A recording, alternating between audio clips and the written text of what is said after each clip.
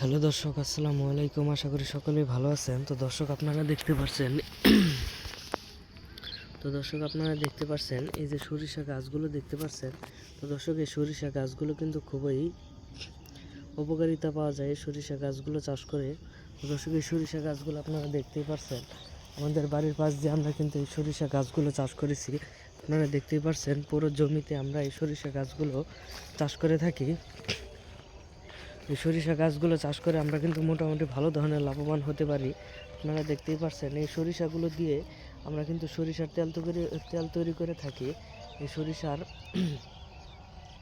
যে দানাগুলো দেখতে পাচ্ছেন আপনারা, এই যে বড় বড় ডালের মতো, এইগুলো দিয়ে কিন্তু আমরা সরিষার তেল তৈরি করে থাকি। আপনারা যারা যারা সরিষার তেল খেতে খুবই ভালোবাসেন তারা অবশ্যই এই সরিষা গাছগুলো চাষ করতে পারেন। তো দেখতেই পাচ্ছেন আপনারা।